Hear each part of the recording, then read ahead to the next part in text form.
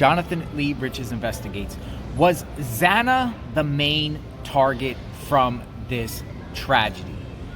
4 college students brutally stabbed inside a home, Moscow, Idaho, during the early morning hours of November 13th, 2022. Police have made no arrest, haven't publicly identified any suspects, and they are looking for a white Hyundai Elantra, model 2011 to 2013. The internet wants to know what happened. The world wants to know what happened, and people are trying to figure out if one specific person out of those victims were a target. 4 victims: Xana, Ethan, Kaylee, Maddie. Was one of them a specific target and everyone else was just part of like collateral damage, or was there a plot to do all 4, 2 of the 3, 2 of the 4, 3 of the 4, 1 of the 4? People are asking about Xana, and I'm curious. Xana.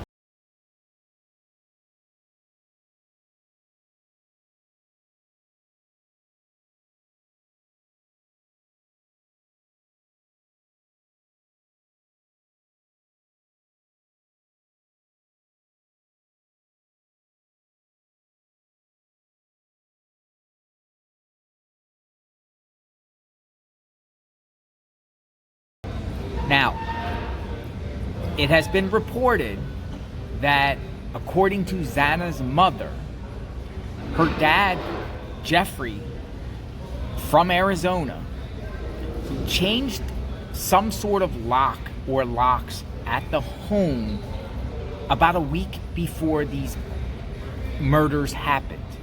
I even did a great video on it.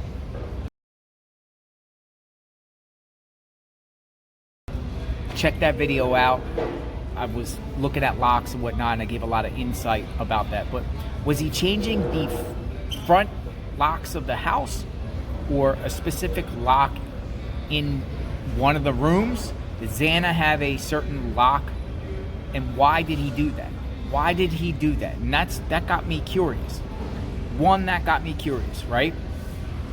He's from Arizona. He owns a construction company, by the way.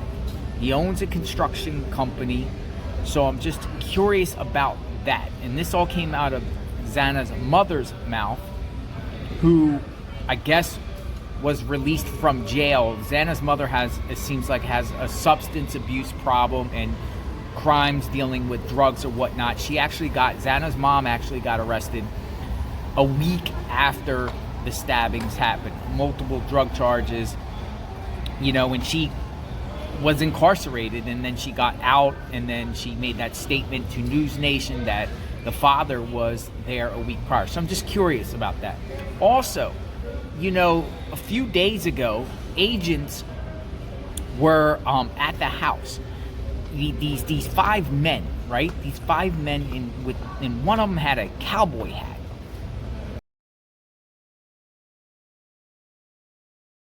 So I was thinking, what agents out there, wear cowboy hats? And it makes me wonder, did these agents come from Arizona or Texas?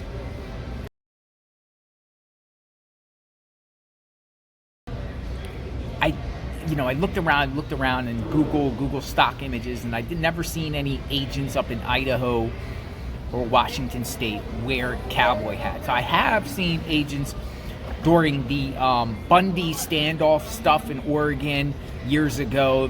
Some of the agents there were more with the cowboy hats and whatnot. So I'd seen them from Oregon, but not necessarily Washington and Idaho. Those agents there that were at the house the other day looked like they were from Arizona. And they also were up in Xana's room.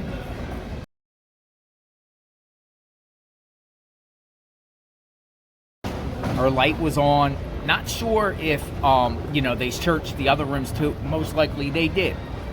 But it's this whole thing centered around Xana. Like we've heard from Kaylee's father, right?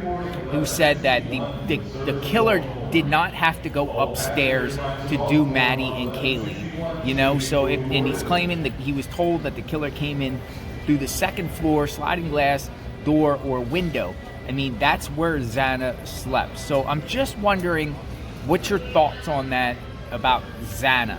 And, why was her father changing locks? And I'm so curious about that. And hopefully the father, comes out and shares why he was there.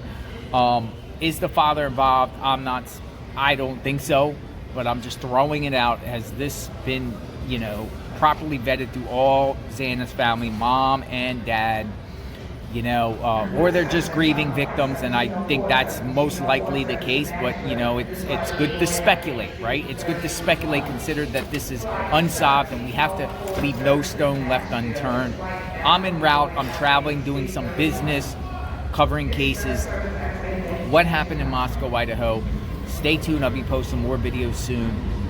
Praying for the victims, praying for the victims' family, praying for Xana's family, praying for Ethan's family, praying for Maddie's family, praying for Kaylee's family, praying for Moscow, praying for the police chief and all the law enforcement's families that are out there putting their lives on the line, trying to find answers. God bless everyone. Be safe.